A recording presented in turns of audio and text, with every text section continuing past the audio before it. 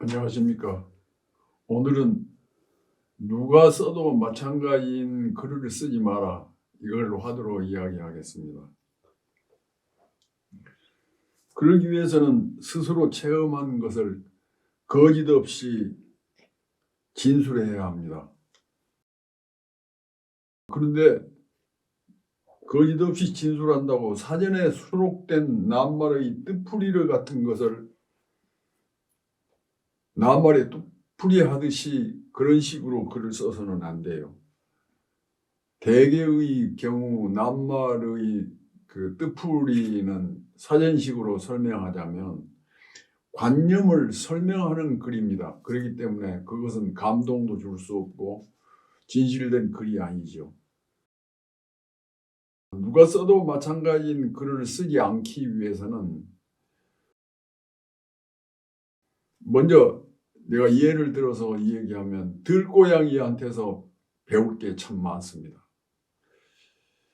제 토굴에서 날마다 아랫집으로 밥을 먹으러 다니는데 그 길목에 무화과 나무 하나가 있는데 무화과 나무에 무화과가 익어가지고 그 무화과가 익어지면 반쯤 이렇게 벌어지는 수가 있거든요. 그것을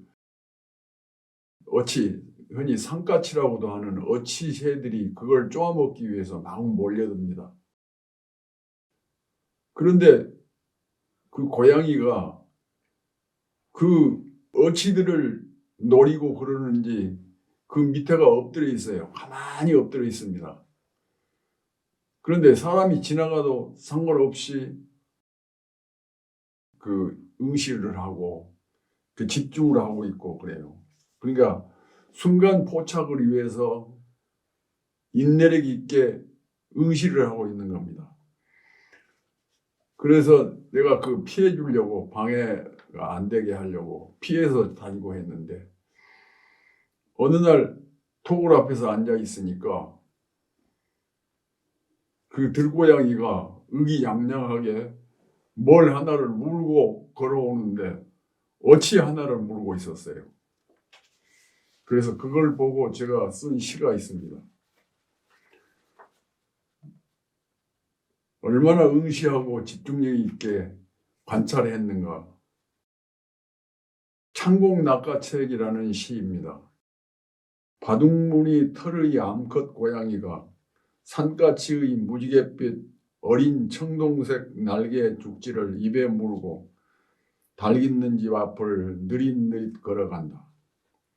이웃 청기와집 모퉁이의 무화과 나무 그늘에 엎드려 미동 않고 허공한 곳을 응시하고 있던 그녀. 나는 그녀의 집중을 방해하지 않으려고 피해 다녔는데 그 무렵 무화과 나무에는 익은 무화과를 따 먹으려는 산까치들이 시끄럽게 우짖으며 우르거렸는데 이제 알았다. 그녀의 응시와 기다림과 한순간의 도약과 낙하책이 산까치의 운명을 슬퍼해야 하지만 그녀의 성취도 축하해야 한다. 인생에서 시에도 죽음에도 사랑에도 그 집중력 응시가 있다. 기다림과 인내와 결정적인 순간의 창공 낙가책이 이건 제가 쓴 시인데 그 들고양이의 응시는 그냥 보는 게 아니라 그걸 분석하면서 기회를 포착하면서 여러 가지로 많은 사유를 하면서 지켜보는 것이거든요. 집중력 있게. 그렇게 해야만 누가 써도 마찬가지인 글을 쓰지 않을 수 있습니다. 누가 써도 마찬가지인 글은 생명력이 없는 글이고 죽은 글입니다. 오직 나만이 쓸 수 있는 글을 써야 합니다. 내 체험 속에서 찾아낸 이야기를 써야 합니다. 그러면 여기서 어떻게 체험 속에서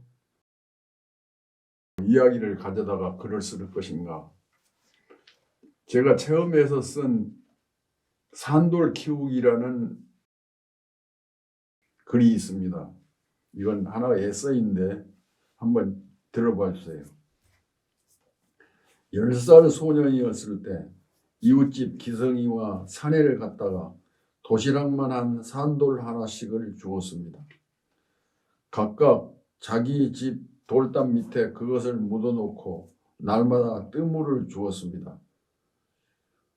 보리개떡 같은 돌멩이의 위쪽에 주먹이 들어갈 만한 홈이 패여 있고 파인 자리에 서리발같이 투명한 움들이 솟아 있었는데 그 움이 자란다는 것이었습니다.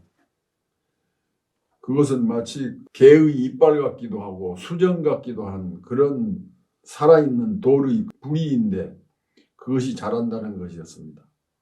마당 가장자리에서 수정 기둥이 솟아올라 오를 것을 생각하며 밥 짓는 누님한테서 뜬물을 얻어다가 부어주었습니다. 제가 땅에 묻어놓은 산돌에다가 그 뜬물을 잘금잘금 부숴줬어요. 다음날 아침 돌이 자라는 것을 확인하고 싶어 환영할 것 같았습니다. 파보면 절대로 안 된다 하므로 흙 속으로 손가락 하나를 넣어 만져보았는데 수정움들이 자라느라고 꿈틀꿈틀 하는 것 같았습니다. 순간 세상이 전보다 훨씬 밝고 새소리도 더 낭낭하고 냇물도 유쾌하게 소리치고 나뭇가지들과 꽃들이 덩실덩실 춤을 추었습니다. 골목길을 제비처럼 두 날개를 펴고 날아다니고 꿀벌처럼 노래를 부르면서 송아지 꼴을 베었습니다. 그 다음 날 골목에서 만난 기성이가 한 손가락의 두 마디를 짚어 보이면서 내 돌은 이만치나 컸는데 네 것은 얼마나 컸냐 하고 말했을 때 가슴이 덜컹했습니다. 집으로 달려가 흙 속으로 손을 넣어 산돌을 만져보았는데 전혀 자라지 않았으므로 슬픔을 주체할 수 없었습니다.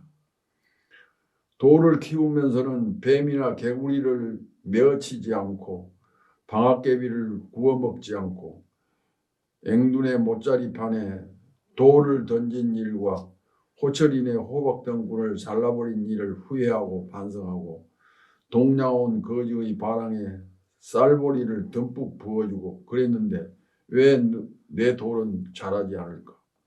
하늘을 쳐다보며 한숨을 쉬고 밤하늘의 별을 쳐다보며 눈물을 흘렸습니다. 그 돌을 키우다가 실패한 적이 결코 나뿐만이 아니라는 것. 헤아릴 수 없이 많은 내 또래의 아이들이 그 실패를 했다는 것을 알았을 때 나는 어른이 되어 있었습니다.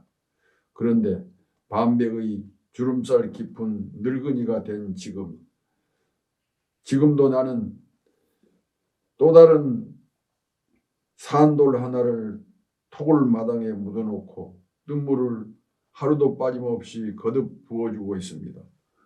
투명한 차돌 기둥들이 솟아올라 무지개 빛깔로 반짝거릴 것을 기대하며 그 산돌이 무엇인지 알고 있는 것은 사랑하는 나그네 당신뿐입니다. 이것은 산돌 키우기라는 제 수필인데 어린 시절에 산돌을 직접 키워보고 실패를 했습니다. 그런데 이것을 제가 해보았기 때문에 그 체험을 바탕으로 해서 이와 같이 글을 쓴 것입니다. 이와 같이 글을 쓴 이것은 어느 누구도 흉내낼 수 없는 나만의 창작품이 되는 것입니다. 여러분들도 여러분들의 체험을 아주 소중하게 간직했다가 어느 날 그 체험한 것이 떠오르면 그것을 이와 같이 솔직담백하게 진술하면 좋은 글이 될 것입니다. 오늘 강의 마치겠습니다. 감사합니다.